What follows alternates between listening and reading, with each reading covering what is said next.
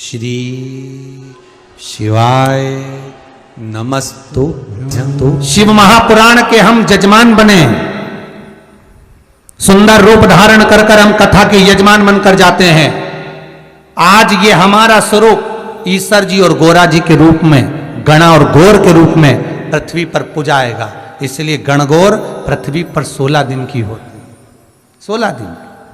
शंकर और पार्वती, बच्चे पूछते हैं मम्मी ये कौन है, तो कही ईश्वर जी। ये कौन है? गोरा जी। ये कौन है? गणा। और ये गौर, तो गणगौर रहे। शंकर जी ने इतना सुंदर रूप कब लिया?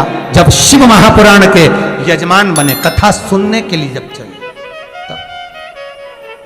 तुमरुका जी से कहा कहो कथा। ये तुमरुका कोई साधारण नाम नहीं।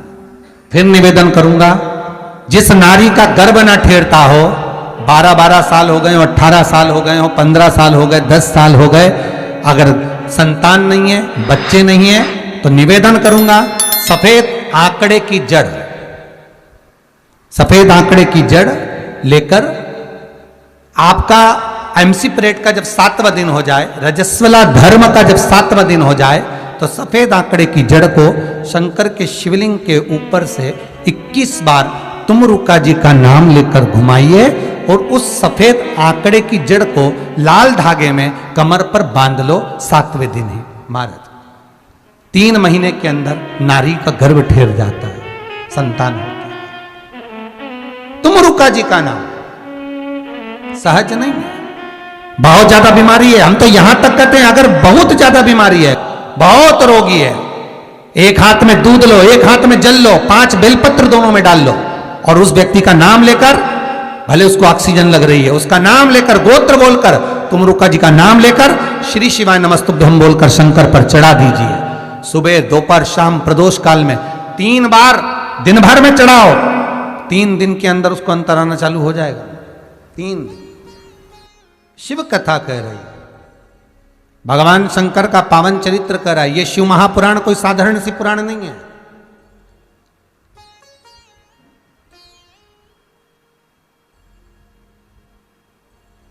भागवत अगर पितरों को तारती है तो शिव महापुराण पितर, आहूत और वासुक्य को तारती है। पितरों के 3 क्रम हैं।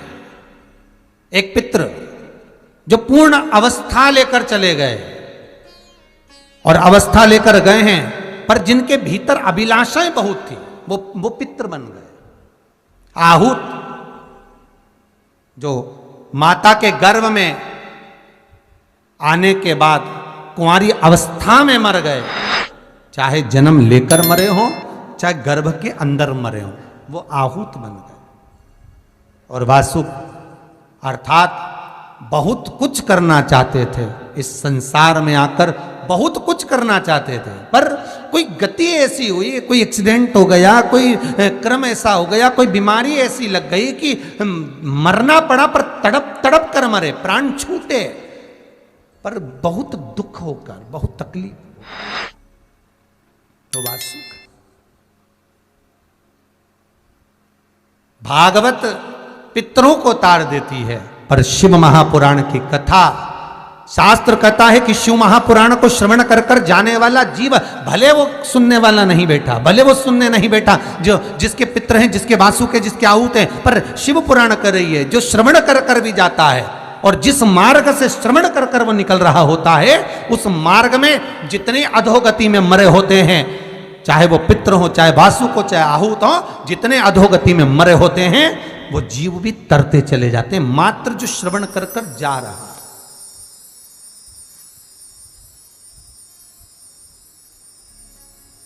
जो श्रवण कर कर निकल रहा है, उसको हजारों आसपास में ना जाने कितने कितने जीव है महाराज, हमें हमारी सूक्ष्म नेत्रों से दिखाई नहीं देता। अपन जहाँ बैठे हैं, चाहे कथा सुन रहे हो, चाहे हम कथा कर रहे हो, अपन जहाँ हैं आसपास में ना जाने कितने सूक्ष्म जीव हैं, आसपास में ना जाने करोड़ों करोड़ों जीव हमारे आसपास में भ्रमण कर रहे हैं, और उनकी एक ही अभिलाषा रहती है कि हमारी मुक्ति हो जाए, हमारा मोक्ष हो जाए। तो शिव महापुराण उन जीवों को भी तार देती है। फिर कहा, अगर मान लो संपूर्ण शिव महापुराण की कथा श्रवण करने को ना भी मिली हो, संपूर्ण शिव महापुराण की कथा हम श्रवण ना भी कर पाए तो शिव महापुराण की कथा कहती है मात्र एक क्षण, मात्र एक क्षण, आधी में पुनि आद, बस एक क्षण भी अगर शंकर की कथा का मिल गया तो वो जीवन का सुख प्राप्त हो जाता, वो जीवन का सुख प्रदान कर देता। महाराज उसी क्रम में शिव महापुराण में जो 12 संहिताएं हैं, 24,000 श्लोक हैं, एक बार देवऋषि नारद के मन में ये प्रसंग अड़ गया।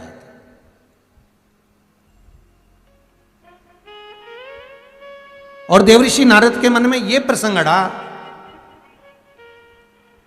तो एक बार उन्होंने सनकादि ऋषियों से भी ये प्रश्न किया था, महाराज हमारे मन का एक संशय है। क्या संशय? कि मृत्यु लोक में मनुष्य जन्म लेता है तो उसके जन्म लेना और जन्म लेने के बाद उसका प्राण त्यागना ये किस क्रम में आता है?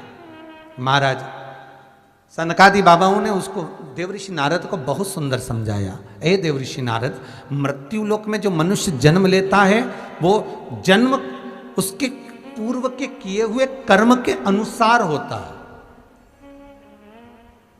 पूर्व में किए हुए कर्म के अनुसार। अगर आज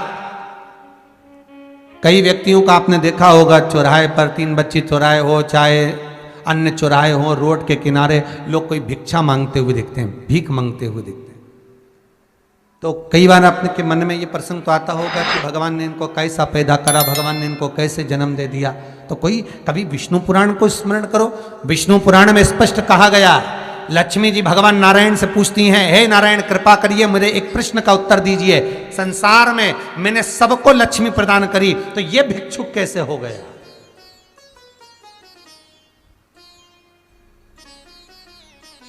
इसकी वृत्ति में भिक्षा पात्र मैंने दिया ही नहीं है। लक्ष्मी जी कहती हैं जब मैं सबको धनपति बना दी, सबके पात्र में मैंने लक्ष्मी दी है, सबके भाग्य में मैंने लक्ष्मी दी है, तो ये भिखारी कैसे बन गया, ये भिक्षुक कैसे बन गया? भगवान नारायण कहते हैं, हे लक्ष्मी सुनो, एक ख्याति की पुत्री लक्ष्मी, बड़े ध्यान से सुनो, तुमने इनके भाग्य में लक्ष्मी तो दे दी पर इनकी जो भिक्षावृत्ति है ये इनके कर्म से मिली है। देखो लक्ष्मी सेठ को भी मिल रही है तो लक्ष्मी भिखारी को भी मिल रही है। मिल रही कि नहीं मिल रही? लक्ष्मी तो सभी के भाग्य में, पर ये मांग क्यों रहा है? ये पात्र लेकर ये जगत में डोल क्यों रहा है? किसी किसी के दरवाजे पर जाकर ये आवाज क्यों लगा रहा है कि भिक्षाम देही? किसी के दरवाजे पर आवाज क्यों लगा रहा है कि भैया 2 रुपया दे दो, 5 रुपया दे दो, 1 रुपया दे दो? क्यों क्यों? कारण क्या है? भगवान कहते हैं लक्ष्मी तूने तो सबके भाग्य में लक्ष्मी लिखी, तूने तो देने में कमी ना रखी। अगर कोई सेठ है तो उसके भाग्य में भी लक्ष्मी है और कोई भिखारी है तो उसके भाग्य में भी लक्ष्मी है, तूने देने में कमी नहीं रखी है। पर ये जो भिक्षा मांग रहा है, ये जो कटोरा हाथ में लेकर जगत के सामने फैला रहा है, ये इसके कर्म से फैला रहा है। तो कर्म से कैसे? भगवान बोले लक्ष्मी सुन,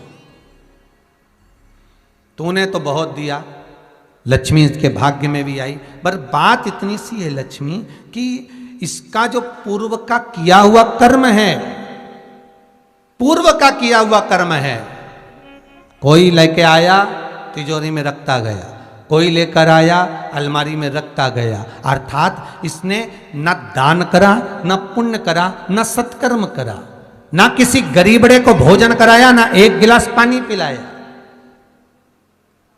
बस कारण वही रहा, लक्ष्मी तो इसके भाग्य में रही पर इसके हाथ में कटोरा आ गया कि भिक्षुक के रूप में, भिखारी के रूप में तू जगत में डोलता फिरे, जगत में घूमता फिरे। ये जितने भिखारी नजर आते हैं ये कोई साधारण नहीं है, पूर्व समय के करोड़पति हैं।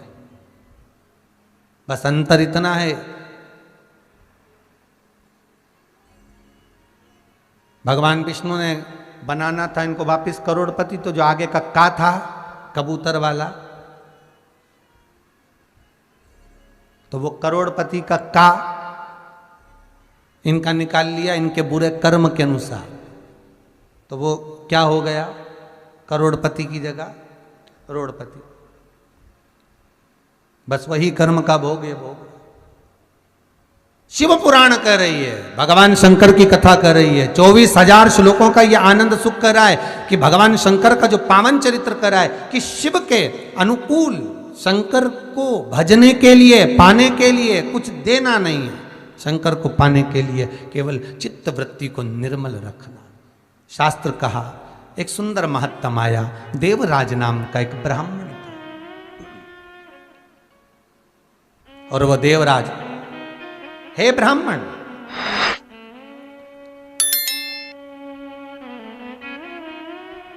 ब्राह्मण कुल में जन्मा है पर वृत्ति ठीक नहीं है, चोरी का धन लाता है, घर में उसका भोग करता है। देखो भाई, शिव महापुराण में एक बात विद्येश्वर संहिता में बड़ी अच्छी लिखी है कि अगर अच्छा धन घर में आता है तो घर में जब अच्छा संपदा आती है, अच्छा धन आता है तो घर में अच्छा काम करा जाता है। देखो वही बात को फिर से लो तो कह सकते हैं कि जिसको मनुष्य चुनता है वो संसद में जाकर बैठता है, जिसको आपने चुना, जिसको मनुष्य ने चुना वो संसद में जाकर बैठता है, और जिसको भोलेनाथ चुनता है वो सत्संग में जाकर बैठता है। जिसको शिव चुनते हैं, क्योंकि सत्संग सबसे ज्यादा अगर किसी को प्रिय है तो शिव को प्रिय। शंकर को सबसे ज्यादा सत्संग प्रिय, इसलिए राम जी महाराज जब गए, हनुमत चरित्र कहता है, राम जी महाराज जब जाने लगे तो उन्होंने हनुमान जी से कहा कि तुम क्या चाहते हो। हनुमान जी बोले मेरे को जाना है, क्योंकि जहां राम वहां हनुमान। हनुमान जी जब कहने लगे कि मेरे को जाना है, तो राम जी महाराज बोले नहीं नहीं हनुमान, तुझे सबसे ज्यादा प्रिय क्या है? तो कह राम।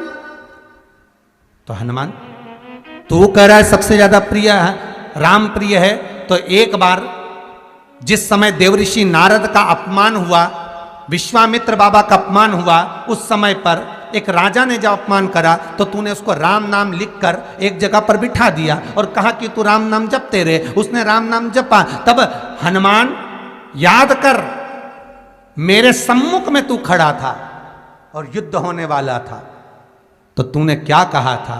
प्रभु आप इसको मार नहीं सकते क्योंकि ये आपका नाम ले रहा है। राम से बड़ा होता है राम का नाम, आप इसे मार नहीं सकते। तब आपने ये संवाद कहा था, हनुमान बता तेरी प्रियता क्या है? हनुमान जी कहते हैं प्रभु आपने मुझे जगा दिया, क्योंकि मुझे श्राप ये मिला था कि तू जागेगा किसी की जगाने पर, आपने मुझे जगा दिया। इसलिए हे नाथ, अब मैं जाना नहीं चाहता, सत्संग करना चाहता।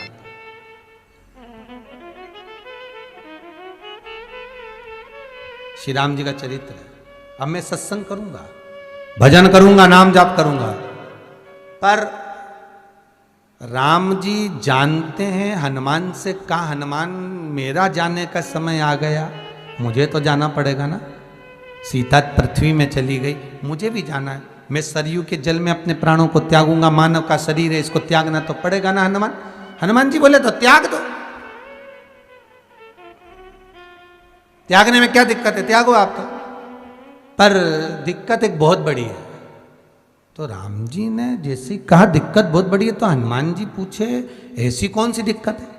हनुमान जी के शब्द सुने तो राम जी बोले, जब जिस समय पर तुम सूर्य को निगल गए थे, इंद्र को क्रोध आया था और इंद्र ने तुम पर वज्र का जब प्रहार करा था, जब वज्र का प्रहार इंद्र ने करा तब तुम्हारा नाम हनुमान हुआ। तब सारे देवी देवताओं ने तुम्हें वर प्रदान करा। उस जगह पर यमराज भी खड़ा था, तो यमराज ने तुम्हें वर दिया था कि जहां हनुमान होगा वहां यमराज नहीं होगा। अब दिक्कत यह है कि मुझे प्राण त्यागना है और तू मुझे 1 मिनट के लिए नहीं छोड़े, तो यमराज आएगा कैसे? दिक्कत वहां अड़ी पड़ी है।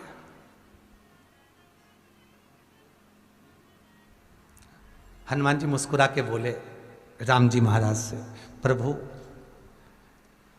मैं आपके बिना रह नहीं सकता। तो राम जी बोले मैं भी जानता हूं कि तू मेरे बिना नहीं रह सकता, पर एक काम तो कर सकता है ना। क्या? मैं अगर कोई काम बताऊंगा तो तू करेगा कि नहीं करेगा? हनुमान जी बोले आपका काम और मैं ना करूं, ऐसा कभी हुआ है? जरूर करूंगा। ठीक है, बस अब राम जी महाराज ने सोच लिया कि हनुमान को जाने से पहले काम पर लगाना। अब वो कौन सा काम था?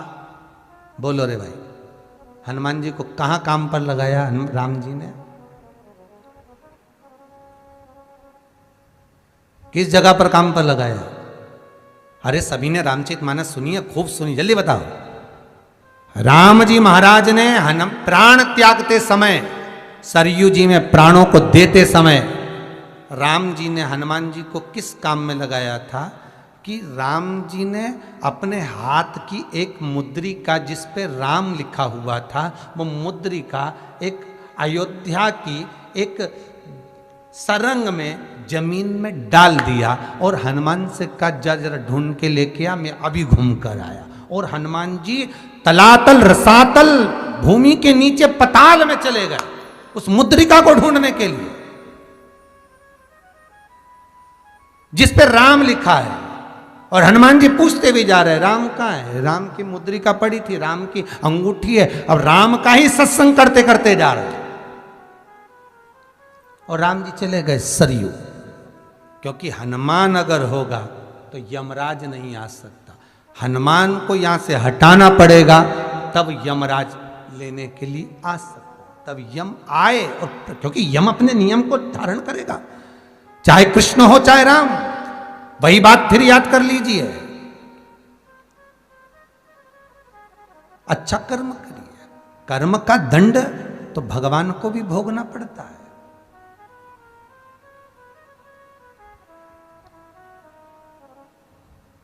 मत बुरे कर्म कर बंदे वरना पछताएगा, भगवान की आंखों से तू बच नहीं पाएगा, तू बच नहीं पाएगा, भोगना तो पड़ेगा। फिर वही बात है, भगवान से नहीं डरना, मत डरो। माता पिता से नहीं डरना, मत डरो। घर के बड़ों से नहीं डरना, मत डरो। घर के बुजुर्गों से नहीं डरना, मत डरो। वेद और पुराण से नहीं डरना, मत डरो। धर्म और शास्त्रों से नहीं डरना, मत डरो। तुम किसी गुरुजन से नहीं डरना, मत डरो। किसी तीर्थ से नहीं डरना, मत डरो। तुम घर के बुजुर्गों से नहीं डरना, मत डरो। पर अपने कर्म से जरूर डरना, क्योंकि कर्म का भोग तो परमात्मा को भी भोगना पड़ता है। ये राम अवतार, ये कृष्ण अवतार, ये जितने अवतार हैं, माता जानकी को भी कैद में पड़ना पड़ा, माता चिड़िया को कैद में रखा था। भगवान कृष्ण के चरण में बाण लगा, केवल राम अवतार में उन्होंने छुप कर मारा तो बाली। कर्म का दंड भोगना। मत बुरे कर्म कर बंदे वरना पछताएगा, भगवान की आंखों से तू बच नहीं पाएगा।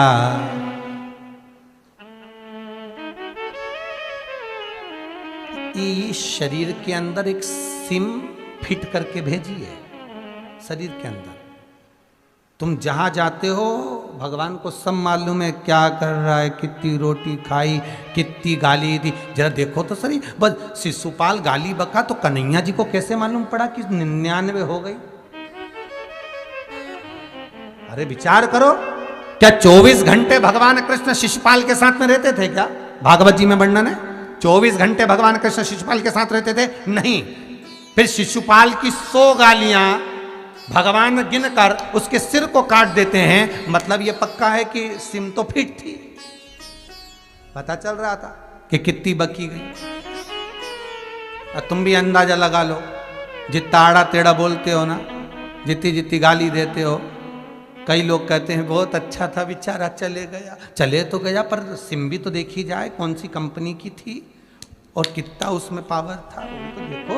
और गया तो भाई देखो, भले तुम किसी कंपनी की सिम चला रहे हो, पर डाटा तुम्हारे को दिया गया है, इतना MB का इतना अब खर्च हो जाएगा। और रात को तुम 12 बजे सोचो, 11 बजे सोचो कि अब तो बिल्कुल नेटवर्क ही काम नहीं करे। तो नेटवर्क तो अपनी जगह पे सही है, परंतु वो डाटा खत्म हो, वो भी तो देखो रे। ऐसे तुम तो सवेरे 7 बजे से व्हाट्सअप चला रही, यूट्यूब चलाया, फेसबुक चलाया, सवेरे से चला के बैठी है, और 9 बजे से, और शाम तक डाटा मतलब खत्म होगा कि नहीं होगा? खत्म। अब सोच रही कि अब तो चल ही नहीं रही है, बस यूं यूं घूम रही है, बस ऐसे ही घूमता रहे और चल तो ही नहीं। और 3-4 बार क्लिक करा, खुल जा खुल जा खुल जा। भगवान बोले डाटा खत्म हो गया, अब कहाँ गया? सिम फिट करी, कितना भजन करा, कितना स्मरण करा, कितना कीर्तन करा, फाइल कंप्लीट है यमराज के पास में। जब प्राण छूटेंगे एक लाल कलर की फाइल लेके चित्रगुप्त सामने मिलेगा, और पहले ही नंबर पे पूछेगा तेरा क्या होगा रे कालिया। पहला ही शब्द रहेगा, बोल कितना भजन करा, कितना कीर्तन करा, कितना स्मरण करा, कितना नाम जाप करा, पूछेगा। मृत्यु लोक में आया था, 21,600 श्वास प्रतिदिन निकली है, 3.5 करोड़ रोम छिद्र मनुष्य के शरीर में है, 3.5 करोड़ बार भगवान का नाम लेना था, तब जाकर ये शरीर शुद्ध हो पाता एक दिन में। किसने लिया 3.5 करोड़ बार भगवान का नाम? 21,600 श्वास प्रतिदिन देता है, एक एक श्वास का हिसाब लेगा। ऊपर जाते ऐसा दोचेगा, ऐसा पाड़े की पूंछड़ी से बांध के ले जाएगा, और ऐसा मारता कूटता ले जाएगा, और चिल्लाते रहोगे। पत्नी केवल घर तक, परिवार के लोग शमशान तक, और शमशान के बाद तो अकेला ही जाएगा। फिर क्या होगा सोच ले, विचार कर। खूब ऐसी और डनलप का गद्दा, और वहां लकड़ी ऐसी चुभेगी, और परिवार के लोग आग लगा के ठंड में तो तापेंगे। ठंड में मुर्दा जले तो भी आफत है, वैसे समय मुर्दा जले तो लोग दूर बैठते हैं, ठंड में जले तो वहीं बैठते हैं, और बार बार कहते देखो जरा सिर पका कि नहीं पका, खोपड़िया फोड़ना रह गई, जरा देखो जरा। फिर कौन देखेगा? इसलिए अभी भी कुछ नहीं बिगड़ा। निवेदन है, भगवान का भजन करते चलो, स्मरण करते चलो, सिम को चार्ज करते चलो। रात को 11 बजे जब कम चले और ऐसा ऐसा घूमता रहे तो बस चार्ज कर लो तुरंत। क्या करना है? 50 का बैलेंस डलवा लो, अर्थात 108 बार भगवान शंकर का नाम ले, सिम फिर चार्ज। बस भगवत भजन में, स्मरण में, चित्तवृत्ति में, नाम जाप में जो सुख है, सत्संग में जो आनंद है, वो सुख कहीं नहीं मिल सकता। बस वो परमात्मा को समर्पित करते हुए। देवराज ब्राह्मण होकर कर्म से वंचित, कर्म से वंचित हो गया देवराज, ब्राह्मण होकर, और भगवत भजन में ना डूबा। चोरी का धन लाता और भोग करता, कितने दिन भोग करेगा? कई लोगों को कहीं सोने की चेन मिल गई पड़ी हुई, किसी ने खींच ली, कोई किसी का पैसा खा गया, कोई किसी का धन खा गया, किसी ने किसी का मोबाइल छुपा लिया, किसी ने किसी का बैग चुरा लिया। कितने दिन तक सुख भोगोगे वो मोबाइल का? कितने दिन तक सुख भोगोगे वो चेन का? कितने दिन तक सुख भोगोगे वो बैग का? कितने दिन तक? इससे तो आगे भजन ही है साथी। फिर क्या होगा? बस पड़ा रह गया।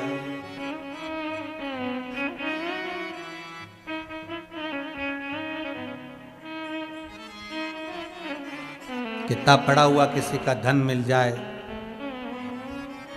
जैसे ही उसका स्पर्श होता है, स्पर्श हुआ, बस उसी दिन से दुख चालू हो गया। किसी का नहीं चाहिए हमको।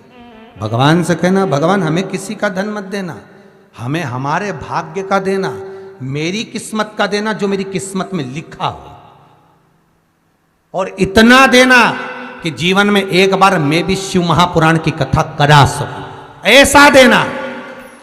धन ऐसा मत देना कि डॉक्टर में लगाऊं, पुलिस में लगाऊं, यहां लगाऊं, वहां गलत जगह पर मेरा धन ना लगे। धन ऐसा देना कि मैं भी एक बार शिव महापुराण की कथा करा सकूं और जग का कल्याण कर सकूं। धन ऐसा मिलना चाहिए। अब किसी कई लोग इस चक्कर में पड़े हैं, महाराज जी जरा देखना, हमको किसी ने बताया है कि जमीन में हंडा गड़ा है। हमने कहा अगर सारी दुनिया की जमीन में हंडा गड़ा होता तो एक आध हंडा हमको भी ला दो, कुबेरेश्वर महादेव का मंदिर बनवा दे। हंडा कहाँ है? जमीन में से हंडा निकालने के लिए 25-50 ना जाने कितने बाबा जोगी के पास गए, हाथ पे डोलियाए, पैर पड़ियाए, हंडा तो नहीं निकला, ने खोद खोद के मर गए। क्या मतलब का? एक काम करते कि भगवान की भक्ति में ऐसे डूब जाते, शंकर का ऐसा अनुमोदन करते, मेरे कुबेरेश्वर महादेव का ऐसा स्मरण करते, मेरे महाकाल मेरे विश्वनाथ का ऐसा नाम जाप करते कि शंकर पार्वती को कहते जा लक्ष्मी से कहे कि इसको हंडा दे ही आए। शिव कहते पार्वती से कि लक्ष्मी से बोल इसको हंडा देता।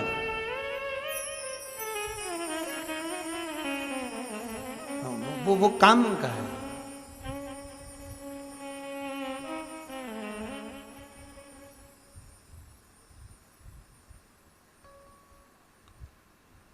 एक जजमान के हम ठहरे थे, कहाँ की बात है रे? चंडीगढ़ की।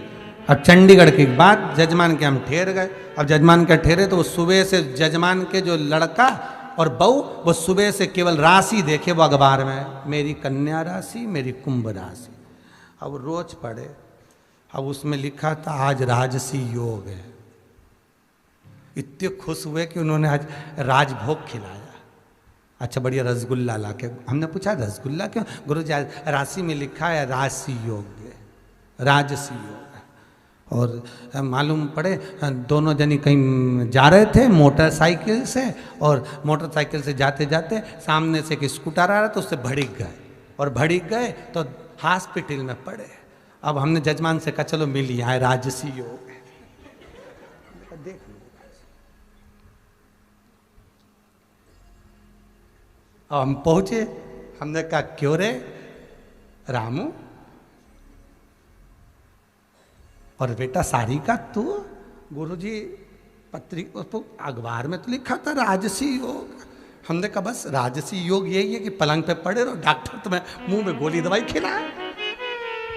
ये भी तो राजसी योग ही है, पड़े रहो, देखते रहो। कोई आएगा तो दवाई दे देगा, कोई आएगा तो रोटी खिला जाएगा, पड़े रहो। और आसपास में सारे चेले तुम्हारे घूम ही रहे, सारी प्रजा।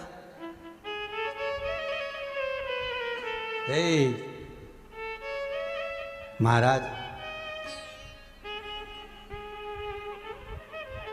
अखबार में रोज पढ़ने से भाग्य नहीं बदलेगा। भगवान का भजन कर कर, नाम स्मरण कर कर। हम तो ये भी कहते हैं कि तुम मंदिर नहीं जा सकते, तुम मत जाओ। तुम घंटों तक दिया लगाकर नहीं बैठ सकते, मत बैठो। तुम तीर्थ नहीं जा सकते, मत जाओ। पर निवेदन है किसी का दिल मत दुखाओ, किसी के चेहरे पर प्रसन्नता ला दो। मंदिर में दिया लगाने के बराबर होगा। कोई दुखी है, बस उसके चेहरे पर थोड़ी सी प्रसन्नता ला कर दीजिए। महाराज मंदिर में अगरबत्ती लगाने के बराबर होगा। और आपको कुछ नहीं करना पड़ेगा, आपका खुद काम हो जाएगा। आप दूसरे को प्रसन्नता बांटो तो। सुख दोगे तो सुख मिलेगा, दुख दोगे तो दुख मिलेगा। आज अगर बहू विचार कर ले कि मैं सास से अच्छा व्यवहार ना रखूं, सास को गाली दे, अपशब्द दे, तो दे, उसमें क्या दिक्कत है? दे, परंतु याद कर कर देना। तुम्हारी भी औलाद होगी। और अभी की बहुएं तो फिर भी ठीक आ रही हैं, बेचारी की साथ के चल रही हैं, पर आगे का ध्यान रखना। खजूर की चोटी वाली आएगी, आगे का सब ध्यान रखकर चलो। जैसा कर्म करोगे वैसा भोगना पड़ेगा। इसलिए अच्छा करते चलो अभी से। रात को वो गश्ती वाले चिल्लाते हैं जागते रहो। क्यों चिल्लाते हो? उसमें उनका कौन सा फायदा है? फायदा तुम्हारा है कि रात को जाग जाओगे तो चोर तुम्हारे घर में नहीं घुसेगा। दिन में कथाकार चिल्लाते हैं जागते रहो, अभी भी मौका है। भजन में लग जाओगे तो आगे जाकर धोखा नहीं खाओगे, और नहीं तो फिर तुम्हारी मर्जी है भैया।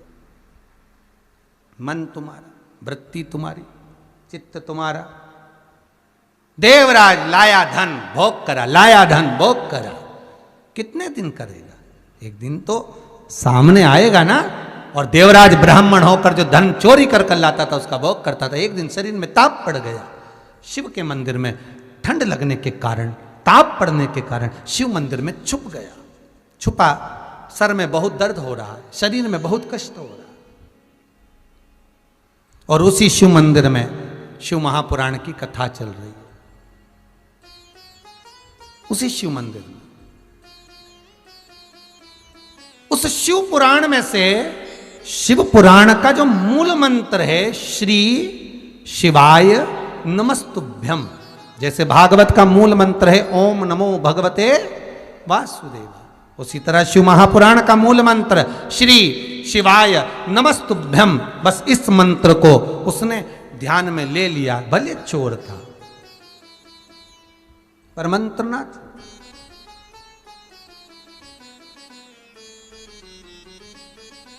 शरीर में तपन हो रही है, सिर दर्द बहुत है। बीच बीच में महाराज चिल्ला रहे हैं हर हर महादेव। जैसे ही महादेव बोले इसको और कष्ट हो, कितना सिर दर्द हो रहा है, ऊपर से महाराज चिल्लाए जा रहे। अब कुछ ही समय बाद ये ठंड की तपन से रहा नहीं गया, बाहर निकला। निकलते ही मंदिर से कुछ ही दूर गया था और प्राण इसके छूट गए, अंतिम श्वास।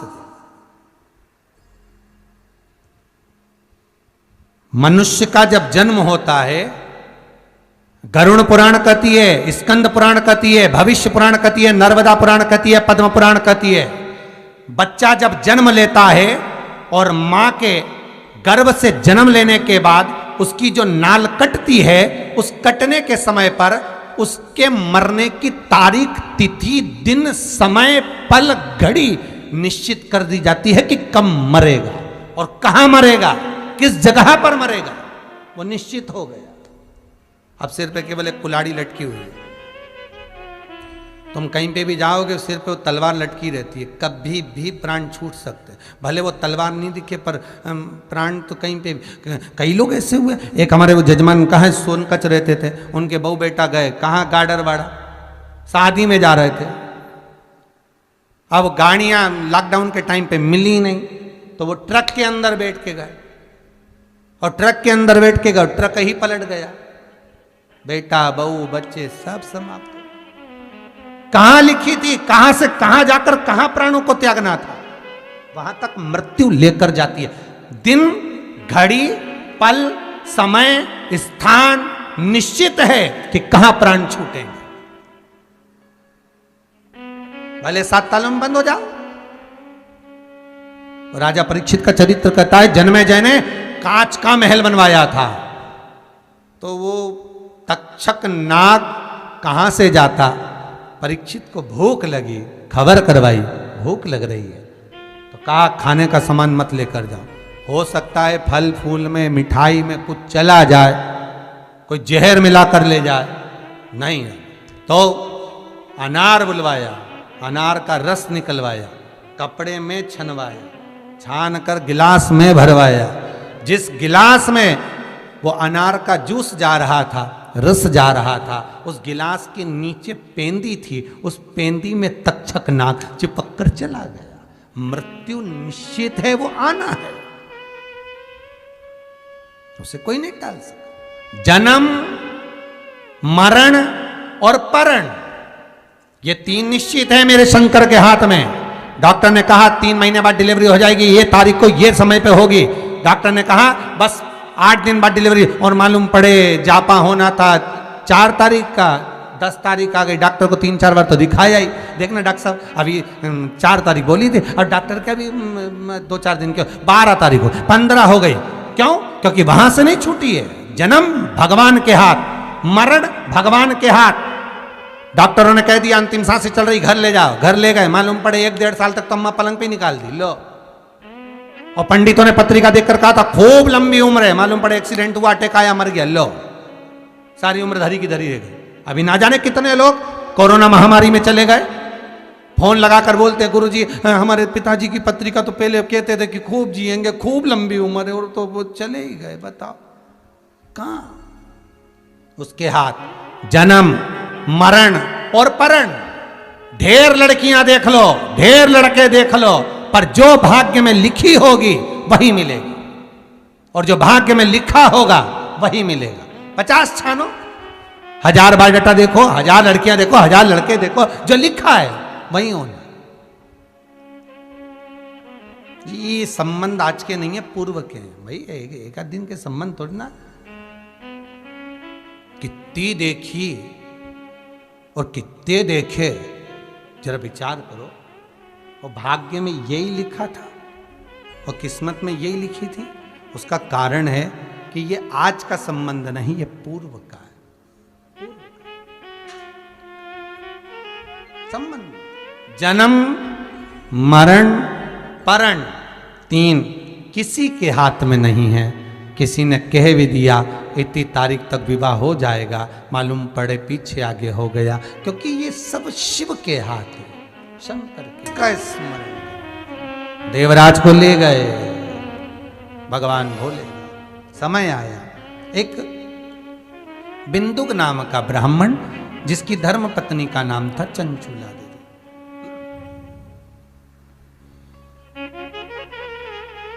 ये भी चोरी करता था, धन लेकर आया। आज जिस दीवार पर से कूद रहा था, इसको नहीं मालूम था कि नीचे पानी भरा हुआ है, कोई बावड़ी है, कोई कुआं है। कूद गया और जैसे ही बावड़ी और कुएं में गिरा, प्राण छूट गए। शिव महापुराण की कथा कहती है 3 तरह से मरे हुए व्यक्ति को स्वर्ग नहीं है, 3 तरह से मरे हुए व्यक्ति का मोक्ष नहीं है, 3 तरह से मरे हुए व्यक्ति को मुक्ति नहीं मिलती। पहला, पानी में डूबकर मरा हुआ, दूसरा सर्प के डसे से मरा हुआ, तीसरा स्त्री के हाथ से मरा हुआ। इन 3 से मरे हुए व्यक्ति को मोक्ष नहीं है, मुक्ति नहीं है। अगर कोई पानी में डूबकर मरा है, उसने मुक्ति नहीं पाई। कोई सर्प के डसे से मर गया, मुक्त नहीं हो पाए। और कोई स्त्री के हाथ से मर गया, मोक्ष नहीं मिला। यह प्रसंग श्रीमद् भागवत में भी आता है। ब्रह्मा जी के पास में जाकर देवर्षि नारद ने प्रश्न किया था, प्रभु ये बताइए कि शास्त्र कहता है कि 3 तरह से मरे हुए व्यक्ति को मुक्ति नहीं है, तो फिर परीक्षित को सर्प ने डसा था तो उसको मोक्ष कैसे मिल गया? तो कहा उसने एकाग्र चित्त से श्रीमद् भागवत कथा सुनी थी, इसलिए मुक्ति मिल गई।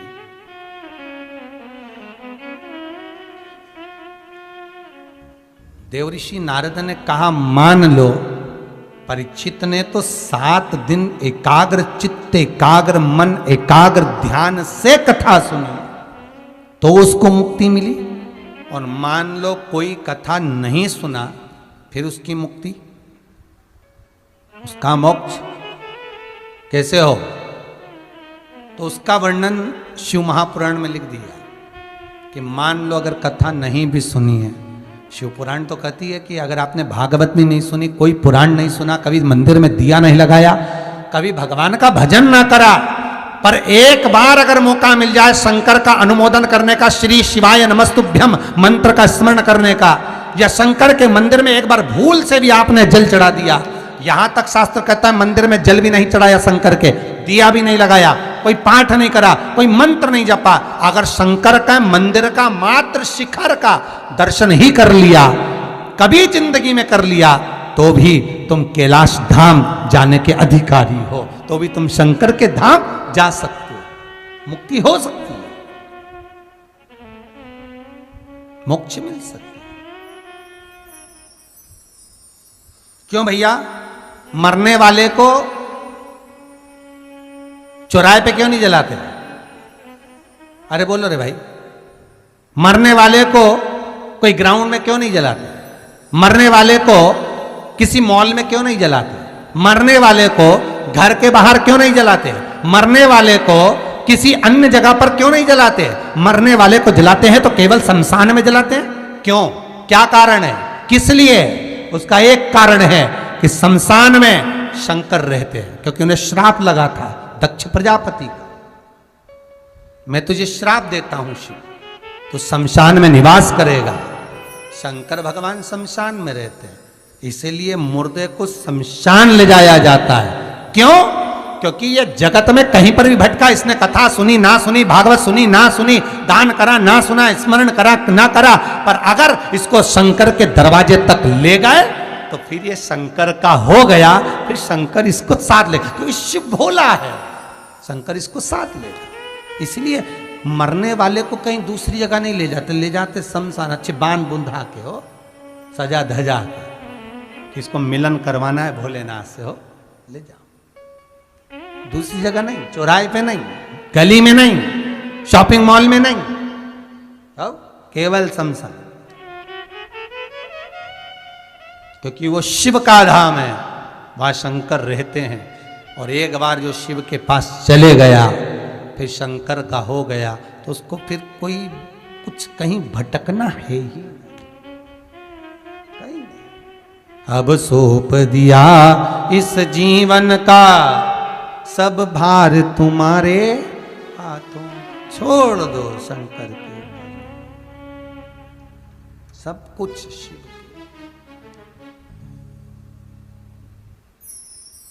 बिंदु प्राणों को त्याग दिया, धर्मपत्नी चंचुला देवी ने सारा क्रम करवा दिया, अंतिम संस्कार हुआ,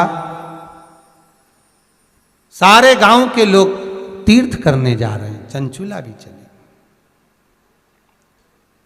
हमारी दृष्टि में तो एक ही तीर्थ नजर आवे, काशी गई होगी चंचुला, ये भाव आ रहा। गांव के लोग सारे के सारे काशी जा रहे थे, सूचना मिल गई चंचुला को, सब गांव के लोग काशी जा रहे हैं। हाँ, पर चंचुला ने तो कभी काशी का दर्शन ही नहीं करा था, चंचुला की वृत्ति में कभी काशी विश्वनाथ आए ही नहीं। जब व्यक्ति के पास में धन आता है, व्यापार चलता है, दौलत आती है, संपदा आती है, गाड़ी बंगला बढ़ता है, शोहरत बढ़ती है, तो उसके भीतर भगवान नहीं बढ़ता, अहंकार बढ़ता। आप लोगों ने सुना होगा, जितने लोग नियम के श्रोता हैं तो उन्होंने कथा सुनी होगी, आपके पास आपकी जो चीज है वो भगवान को देना, वो शंकर को देना। तो क्या दें हम अपनी चीज?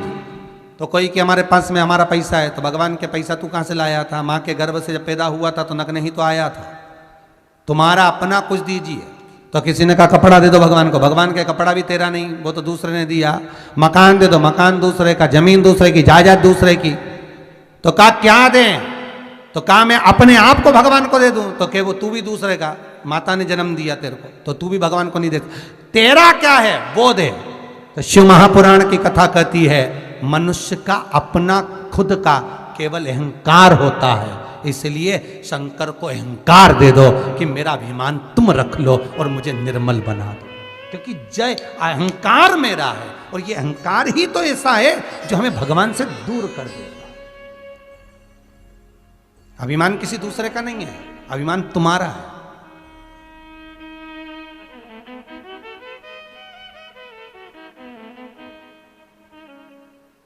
ये अभिमान तुम्हारा, ये अहंकार तुम्हारा, वो भगवान को देना है। और अहंकार एक बार अगर भगवान का हो गया तो जीवन आनंदमय हो गया। बस चंचुला देवी ने विनती करी गांव के लोगों से, मुझे भी काशी जाना है। चली काशी, काशी गई। काशी अभी मुक्त नगरी है, काशी मोक्ष नगरी है। भारत की भूमि के सबसे ज्यादा मुर्दे अगर कहीं जलते हैं तो वो काशी में जलते हैं।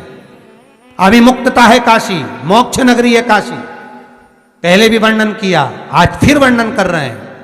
सारी दुनिया में पाप करोगे, किसी तीर्थ में जाकर, वृंदावन, मथुरा, गोकुल, बरसाना, नंदगांव, आदि जितने तीर्थ हैं, अयोध्या, काशी, सब दूर जाकर तुम धो सकते हो। पर तीर्थ में जो तुमने पाप किया, तीर्थ में जाकर तुमने जो पाप कर्म करा, वो 4 धाम में जाकर धो सकते हो, द्वारका, जगन्नाथ, बद्रीनाथ और रामेश्वर। पर 4 धाम में जो तुमने पाप करा वो कहीं नहीं धुलते, वो केवल एक ही जगह धुलते हैं, वो काशी की धरा पर धुलते हैं। काशी नगरी अभी मुक्त नगरी है। दुनिया में कहीं पाप अगर धुलता है तो काशी की धरा पर धुलता है, क्योंकि वो शिव का घर है।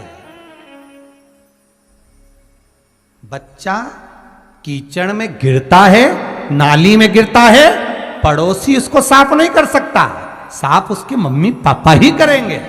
भले उसने गंदगी करी हो, भले वो गंदा हो गया, कोई नहीं करेगा, भले घर में चाचा रे, चाची रे, काकी रे, ताई रे, सब रे, परंतु कोई साफ नहीं करे। करे तो उसकी माई करे, करे तो उसका पिता ही करे। उसी तरह काशी भगवान का घर है और हम उसकी औलाद हैं। अगर हमने पाप भी किया है तो माता पिता के घर जाकर ही धुल सकता है, दूसरी जगह नहीं।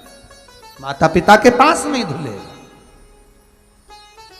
इससे कोई दूसरा नहीं धो सकता। इसलिए कभी मौका लगे तो जैसे चंचुला देवी गई, ऐसे कभी मौका मिले तो काशी जाओ, अभिमुक्त नगरी का थोड़ा सा आनंद पाओ। पहुंच गई काशी में, सब दूर घूमते घूमते गंगा के घाट पर गई चंचुला देवी। गंगा का स्नान करती और गंगा से विनती करती, माँ मैं बहुत पापी हूं।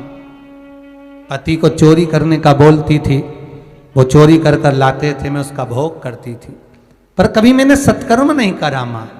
हे गंगा मैया, पर आज इस धरा पर आई हूं, यहां से जाना नहीं चाहती। अगर जाऊं तो केवल शिव के धाम जाऊं, ऐसी कृपा कर दो। वहीं पर कहीं पीपल के वृक्ष के नीचे शिव महापुराण की कथा चल रही थी, जो चंचुला देवी खड़े होकर सुन ली, मात्र 2 क्षण। और गंगा नहाई, चली, घाट से ऊपर गई, थोड़ी दूर ही बड़ी थी, चक्कर खा के नीचे गिर गई। चंचुला के प्राण छूट गए। चंचुला देवी के प्राण छूटे तो भगवान शिव ने ले जाकर इसको पार्वती जी की सहेली बना दिया, पार्वती जी की सखी। पार्वती जी की सेवा में लग गई चंचुला देवी। जब माता पार्वती की सेवा में लगी चंचुला, बहुत मौन रहती, उदास रहती, चुप रहती, मुख से कुछ ना कहती। पार्वती जी ने पूछा, ए चंचुला, तू चुप क्यों रहती है? तू मौन क्यों है? बोल जरा। चंचुला कहती है, क्या बोलूं देवी, मेरा पति प्रेत योनि में पड़ा हुआ है, क्योंकि वो पानी में डूब कर मरा है, उसकी मुक्ति नहीं हुई, मोक्ष नहीं मिला उसे। बहुत चोरी करता था, धन ला कर देता था, मैं उसका भोग करती थी, पर मैंने कभी अपने पति से नहीं कहा कि तुम मंदिर जाओ, कि तुम देवालय जाओ, कि तुम पूजन पाठ में जाओ। एक होती है पत्नी जो पति को सिनेमा घर ले जाती है, एक होती है पत्नी जो पति को शॉपिंग मॉल ले जाती है, एक होती है पत्नी जो पति को मायके ले जाती है, और एक होती है धर्म पत्नी जो पति को धर्म के पथ पर ले जाती है। पति कमा कर लेकर आए तो धर्म पत्नी का फर्ज है एक बार पति से पूछे कि ये तुमने कमाया है जो लेकर आए हो, थोड़ा सा सत्कर्म में लगाओगे कि नहीं लगाओगे? थोड़ा सा सत्कर्म में लगाओ। खूब जोड़ा जोड़ा जोड़ा, आखिरी में छोड़ा, फिर इतना बड़ा फोटो टंग गया, वो भी स्माइल देता हुआ, और उस पे भी प्लास्टिक के फूल की माला, और खीर और पूड़ी सराद में चिपकी तो चिपकी चिपकी, फिर तो अगली सराद तक उठेगी वो पूड़ी और खीर। हंसो मती, अपने भी चिपकेंगे, अपन कहां से आए, फोटो तो अपने भी टंगने करना था, चिपक।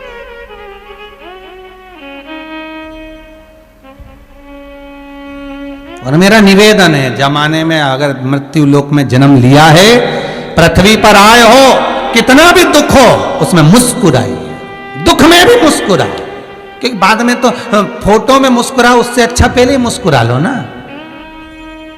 जाता क्या है, मुस्कुराओ, प्रसन्न रहो। क्या किसको रोइए, चादर तान के सोइए, आग लगे बस्ती में अपन रहो मस्ती में। कहा रोना, उसने ऐसा बोल दिया, उसने ऐसा कर दिया, ऐसा हो गया, क्या रोए, तो देखा जाएगा। छोड़ दो भोलेनाथ, छोड़ दो शिव शंकर, फिर सोचना नहीं। महाराज चंचुला चुप बैठी तो पूछ लिया माता ने, क्या बात है, क्यों चुप हो? पति को मुक्ति नहीं है, तो एक काम करो, अगर तुम्हारे पति को मोक्ष नहीं मिला है तो एक बार शंकर की कथा करवा लो, शिव महापुराण को श्रवण कर लो। कौन बाचेगा? देवऋषि नारद के पास जाओ। चंचुला देवी ने देवऋषि नारद से कहा, नारद जी मुझे शिव पुराण कराना है। नारद जी बोले, पुराण तो कर दूं, मना नहीं है, पर दिक्कत इतनी सी है कि मुझे श्राप लगा है। एक जगह बैठ सकता नहीं। ऐसा श्राप किसी किसी को लगा रहता है जो एक जगह बैठ ही नहीं पाता। श्राप लगा है, अब मैं बैठूं और कथा बाचूं तो बैठने के लिए 3 घंटा तो चाहिए ना, 4 घंटे तो बैठना पड़े, पर बैठ ही नहीं पाता। अब करूं क्या? नारद जी विचार, एक काम करो कि मैं कथा नहीं सुना सकता, पर मेरा जो मित्र है तुमरुका, सभी लोग इस नाम को एक बार प्रेम से बोलो, तुमरुका, तुमरुका,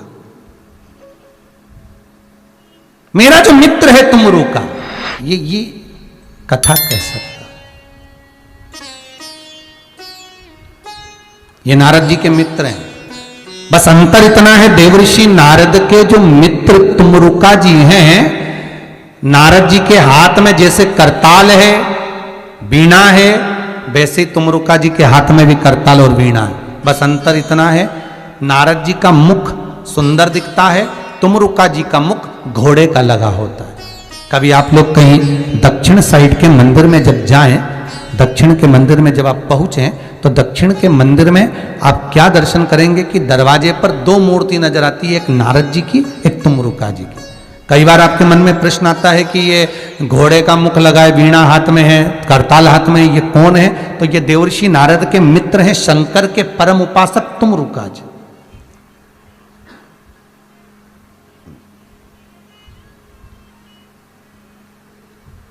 लॉकडाउन में एक तुमरुका शिव महापुराण की कथा भी बाची थी। अगर आप लोग नहीं सुन पाए हो तो उसको सुनना, तुमरुका जी का उसमें पूरा चरित्र कहा गया। कभी मौका लगे तो अच्छे से देखो, उसको चैनल पे पड़ी होगी, उसको निकाल कर सुनना। तुमरुका शिव महापुराण, जैसे ये हनुमत चरित्र शिव महापुराण है, वो तुमरुका चरित्र था।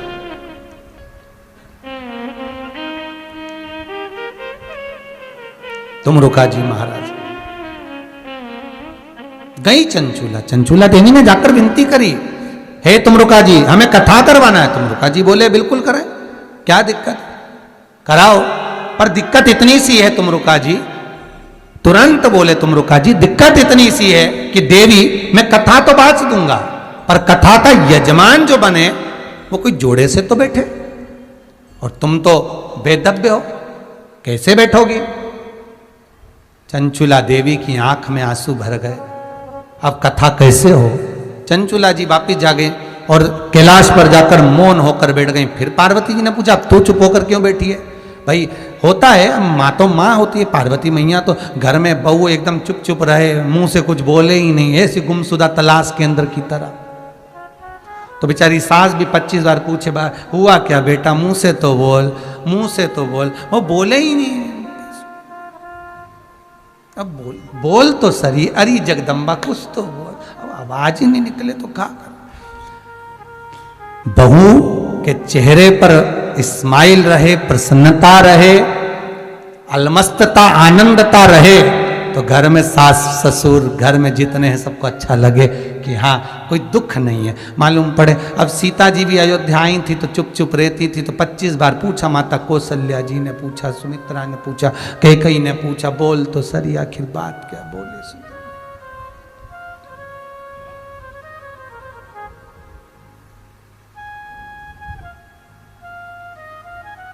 उसी में का हाल हो जाए, कई कई बहुवन बेचारी बोले ही नहीं, तो उससे सास ने पूछा, बोलो तो कुछ तो बोलो, तो बहू बोले अब हम बोलते हैं क्योंकि हमसे कोई बोला ही नहीं कि बोलो, तो अब बोल सकते हैं, तो बोले। अब देवी मां जगतजननी जगदम्बा पूछ रही है, तो फिर चुप होकर बैठ गई। हुआ क्या कि कथा सुनाने वाला तो मिल गया, फिर पर जजमान नहीं मिला। जजमान तो थी तो सरी, परंतु मैं तो बेदब, अब कथा कैसे सुनूं? तो कथा तो सुन लूंगी, पर करूं क्या?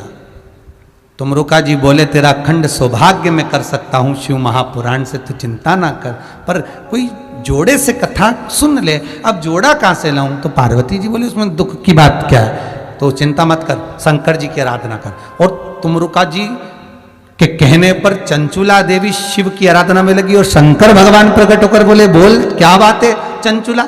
चंचूला कहती है, प्रभु मुझे शिव पुराण कराना है, पर जजमान नहीं है, तो इसमें क्या टेंशन लेना, क्या चिंता करना, चिंता मत कर। पार्वती को बुलाया, पार्वती जा, तू तैयार हो, मैं भी तैयार होता हूं। शंकर और पार्वती श्रृंगार करने के लिए गए, श्रृंगार कर, और दोनों जब श्रृंगार कर कर आए, 16 दिन शिव और पार्वती को सजने में लग गए। दूल्हा दुल्हन जैसा श्रृंगार कर कर शंकर पार्वती जैसे ही सामने आए, वैसे ही देवऋषि नारद देखकर बोले, वाह प्रभु वाह, क्या स्वरूप है आपका, धन्य है भगवान, इस स्वरूप को तो आप मृत्यु लोक में रखिए। शंकर और पार्वती ने कहा, ए देवऋषि नारद, शिव महापुराण के हम जजमान बने, सुंदर रूप धारण कर कर हम कथा के यजमान बनकर जाते हैं। आज ये हमारा स्वरूप ईश्वर जी और गोरा जी के रूप में, गणा और गौर के रूप में पृथ्वी पर पूजाएगा। इसलिए गणगौर पृथ्वी पर 16 दिन की होती है, 16 दिन।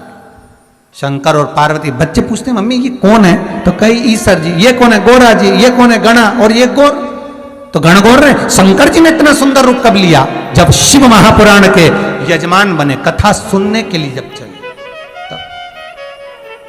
तुमरुका जी से कहा, कहो कथा। ये तुमरुका कोई साधारण नाम नहीं।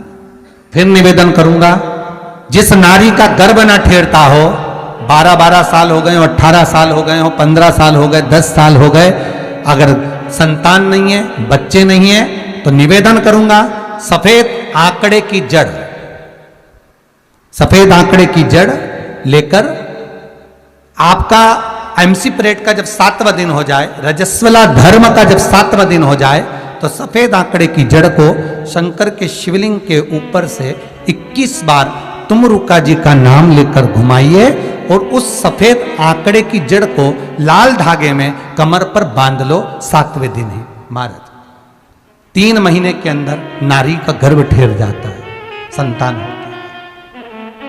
तुमरुका जी का नाम सहज नहीं है, बहुत ज्यादा बीमारी है। हम तो यहां तक कहते हैं, अगर बहुत ज्यादा बीमारी है, बहुत रोगी है, एक हाथ में दूध लो, एक हाथ में जल लो, 5 बेलपत्र दोनों में डाल लो, और उस व्यक्ति का नाम लेकर, भले उसको ऑक्सीजन लग रही है, उसका नाम लेकर, गोत्र बोलकर, तुमरुका जी का नाम लेकर, श्री शिवाय नमस्तुभ्यम बोलकर शंकर पर चढ़ा दीजिए।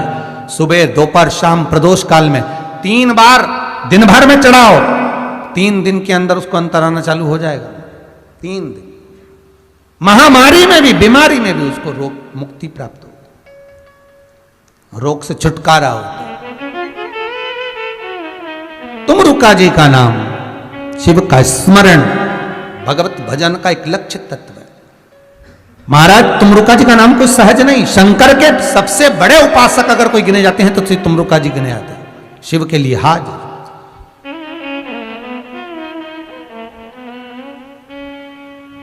शिव का स्मरण, बहुत बीमारियों में भी शंकर का तुमरुका नाम का स्मरण। हाँ, एक बार तुमरुका श्री हनुमान जी का मिलन भी हुआ है, उसका भी व्याख्यान वर्णन कल की कथा में अपन करेंगे, उसका भी वर्णन करेंगे। श्री हनुमान जी महाराज और तुमरुका जी का मिलन, वो भी अपन स्मरण करेंगे, वो भी अपन देखेंगे। कोई सहजता नहीं है महाराज। और ध्यान रखिए, अगर कोई अदालत में केस चल रहा है, बहुत बड़ी समस्या में आप पड़ गए, बहुत बड़ा टेंशन बिल्कुल आकर खड़ा हो गया है, तो चंदन, एक लाल चंदन बाजार में मिलता है, पूजन वालों के यहाँ पूछना, लाल चंदन आता है। वो लाल चंदन को घिस कर उसमें थोड़ा सा तिल्ली का तेल डालकर महाराज हाथ में चंदन को लेकर शिवलिंग पर लगाएं, और बड़ के पेड़ के नीचे, बड़ के जड़ में जाकर बटकेश्वर महादेव का नाम लेकर उस चंदन को लगाएं। उसी चंदन का हाथ किसी रुमाल पर लगा लीजिए, और उस रुमाल को जेब में रखकर, कोई बहुत ज़्यादा दिक्कत और परेशानी है उस स्थान पर उसको लेकर बैठ जाइए, मन को भी शांति होगी, कार्य भी सफल होगा और सफलता प्राप्त होगी। बस तुमरुका जी का नाम का उसमें स्मरण करना है, कोई सहज नाम नहीं है। फिर निवेदन करूंगा, नारी अगर बच्चे को जन्म देती है और बच्चा 4 महीना 6 महीने तक गर्भ में रहता है, उसके बाद अबॉर्शन हो जाता है, तो एक नारियल पर, श्रीफल पर स्त्री के हाइट की मोली, मोली मतलब नाड़ा जो हाथ में बांधते हैं, लच्छा, उसको नाप लीजिए, और तुमरुका जी का नाम लेकर उस नारियल पर लपेटकर अपना नाम और गोत्र बोलकर शंकर जी के शिवलिंग के पास में जो जलाधारी होती है चारों तरफ, शिवलिंग के पास में वहां रख दीजिए। शिव के शिवलिंग का स्पर्श करिए, एक बेलपत्र उठाकर मंदिर की चौखट पर खा लो, तुमरुका जी का नाम लेकर। महाराज, होने वाला जो बच्चा है वो पूर्ण होगा, बीच में अवर्षण नहीं होगा, बच्चा समाप्त नहीं होगा महाराज, और स्वस्थ उत्पन्न होगा। ये तुमरुका जी का नाम जीवन में सुख की अनुभूति कराने वाला है, आनंद की अनुभूति कराने, सहज नहीं है। शंकर का अनुमोदन, शिव का स्मरण, स्वयं शंकर और पार्वती भगवान आनंद के साथ में चलते हैं और शिव महापुराण की कथा को श्रवण करने के लिए पहुंचते हैं। शंकर भगवान की कथा सुनने के लिए जब पहुंचे, आनंद में विराजमान हुए और कथा तुमरुका जी प्रारंभ करते हैं। चंचुला देवी भाव से श्रवण करती है। अखंड सौभाग्य को पाने के लिए माता चंचुला देवी इस पावन कथा को सुनना चाहती है, पावन चरित्र को सुनना चाहती है। और काल उसका क्या बिगाड़े, जो भक्त हो महाकाल का, जो शंकर की उपासना करता है, जो शिव की आराधना करता है, वो दुख कैसे पा सकता? आया, मान लो कर्म के दंड के अनुसार दुख आ भी गया तो बाबा उसको हर लेगा, धीरे धीरे हरता है। भगवान कोई तुम सोचो कि बिल्कुल तुम आज के जमाने के लोगों को तो एकदम चमत्कार चाहिए कि हमको तकलीफ ही न तुरंत मिट जाए, तो भगवान कहता है मैं भगवान हूं। और भगवान का मतलब होता है तेरे भवन के अंतर्गत गमन करने वाला, रहने वाला, तेरे भीतर, तेरे अंदर, तेरी चित्तवृत्ति में, तेरे मन के अंदर।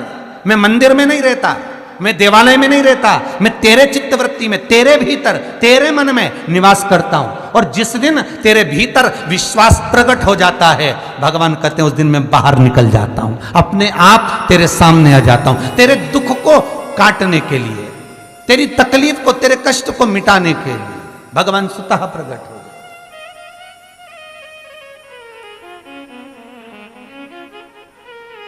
जब राम जी महाराज ने सेतु बनाने की विचार करा, कब करा?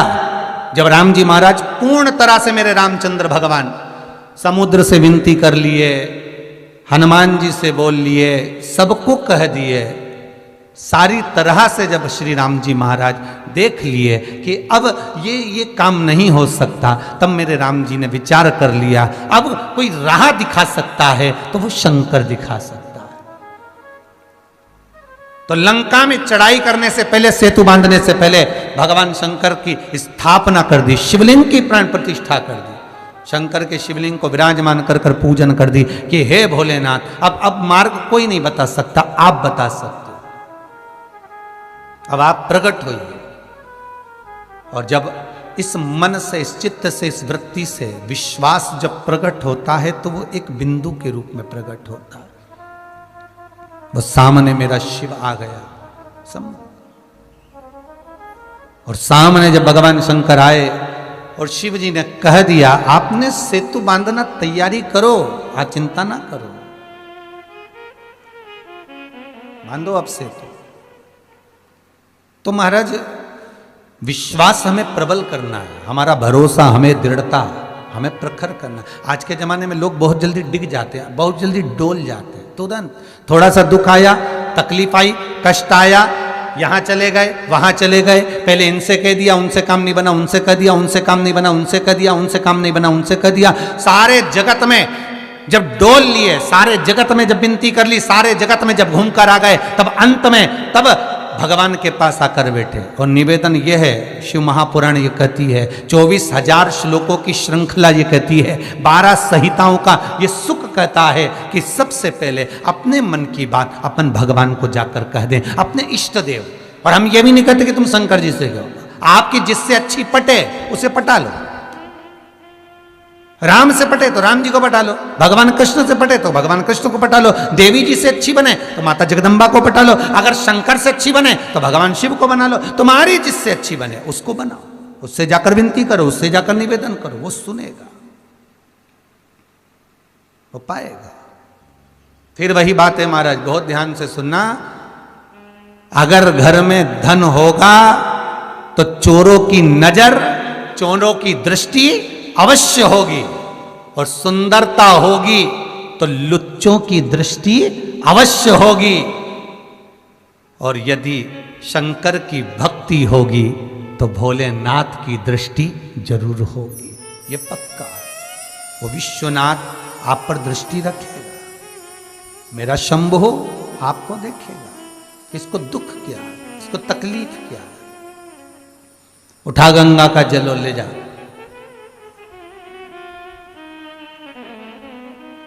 उठा गंगा का जल। स्त्री कहती है तुलसीदास जी के सामने, सबसे पहली चालीसा की रचना तुलसी बाबा करें, इधर देखिएगा कथा पर। उठा गंगा जल और चली जा। तो स्त्री कहती है कि ये गंगा का जल तो मेरा पति भी घाट पर पड़ा है गंगा के। प्यारे भक्तों, आज की श्री शिव महापुराण कथा त्रिवेणी संगम जो कि महाकुंभ प्रयागराज में चल रही है, जिसका आज का पहला दिन समाप्त होने वाला है। तो भक्तों, अगर आपको हमारा यह वीडियो पसंद आए तो वीडियो को दिल से लाइक करके चैनल को सब्सक्राइब जरूर से करें। और भक्तों, आज की श्री शिव महापुराण कथा यहीं समाप्त करते हैं। मिलते हैं दूसरे पार्ट में, तब तक के लिए हर हर महादेव। प्यारे भक्तों, अगर आपने अभी तक हमारे चैनल को सब्सक्राइब नहीं किया है तो प्लीज़ चैनल को सब्सक्राइब करके कमेंट बॉक्स में हर हर महादेव लिखकर अपनी हाजिरी भगवान शिव शंकर जी के चरणों में अवश्य लगाएं। और भक्तों, अगर आप चैनल पर नए हो तो हमारे चैनल को सब्सक्राइब करके वीडियो को एक दिल से लाइक जरूर कर दीजिएगा और कमेंट बॉक्स में हर हर महादेव अवश्य लिखिएगा। तो भक्तों, मिलते हैं एक और नई वीडियो के साथ।